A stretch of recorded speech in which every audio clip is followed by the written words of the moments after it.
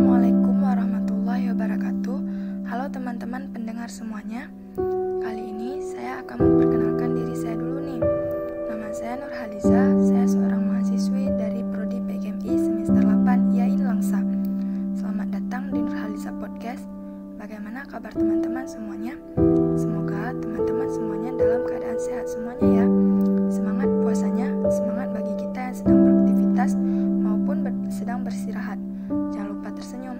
Nah, di podcast pertama saya ini, saya akan membahas tentang masalah dan pendewasaan. Setiap orang pasti akan mengalami sebuah masalah. Tidak mungkin ada satu orang pun manusia di dunia ini yang bebas dari kata masalah. Justru keberadaan masalah itu menandakan bahwa kita masih hidup dan masih berada di dunia ini. Oleh karena itu, hendaknya kita memulai mengubah mindset kita saat muncul masalah di depan kita.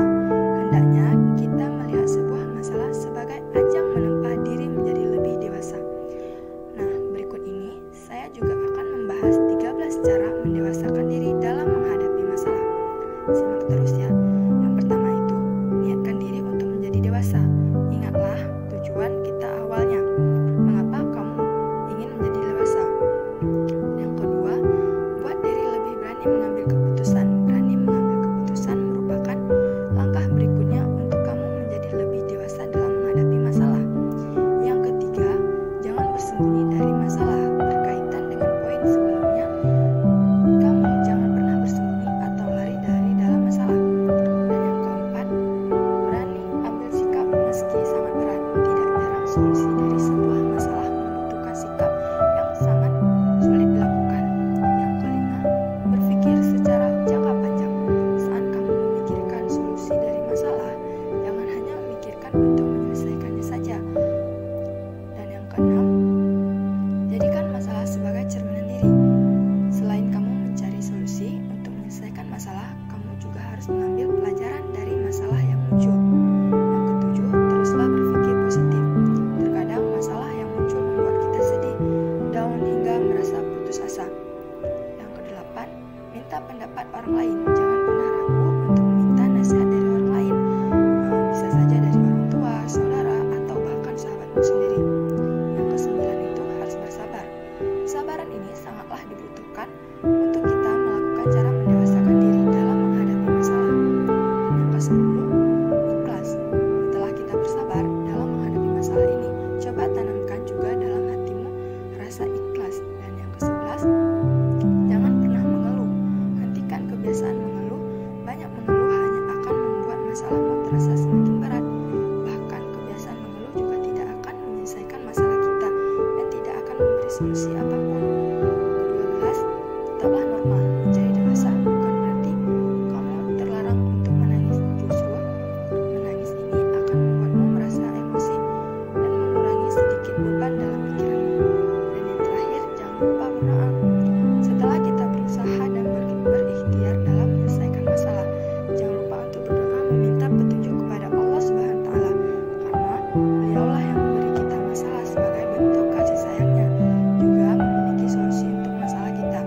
Berdoa ini merupakan penyempurnaan dari semua usaha yang kita lakukan dalam menghadapi semua masalah.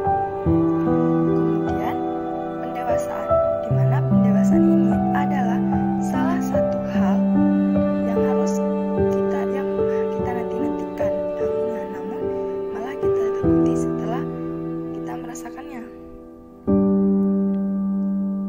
Pernah gak sih teman-teman semuanya ngerasain di mana titik jenuh kita di dalam proses pendewasaan ini? Begitu juga yang sangat memuncak. Nah, bagi saya sendiri sebagai manusia biasa tentu sudah merasakan apa saja proses pendewasaan itu. Saya pernah melewati suatu masa-masa yang gak pernah jelas, di mana itu semua hanya saya sendiri yang dapat merasakannya. Nah, di sini saya ingin menjelaskan tentang bagaimana kita menghadapi sebuah ocehan orang lain ke kita itu tanpa mengetahui masalah sebenarnya.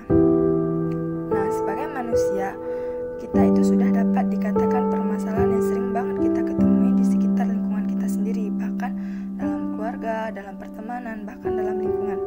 Selagi orang itu punya mulut, punya hak untuk berbicara, masih bisa untuk mendengarkan, semua ocehan itu bakalan semua masuk ke dalam hati diri sini menurut saya bagaimana cara kita menyikapinya sebagai sebuah pendewasaan kita sendiri.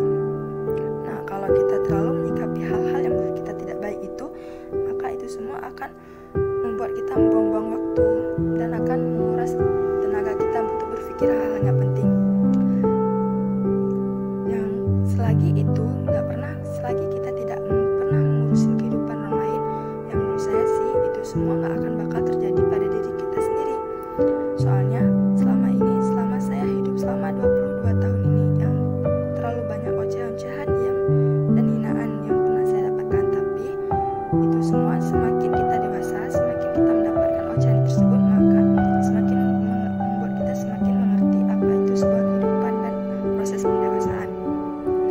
Karena ocehan tersebutlah yang bikin kita menjadi lebih maju, sehingga membuat kita lebih santai, lebih ringan dalam menghadapi hidup ini. Sejauh ini tentu manusia tidak akan ada lepas dari yang namanya masalah dan proses pendewasaan diri.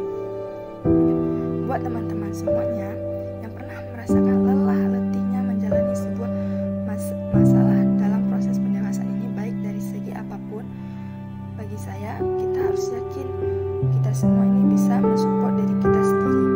Soalnya siapa lagi yang bakalan mensupport kita sendiri kalau kita sendiri tidak pernah menginginkan hal ini terjadi menjadi lebih baik.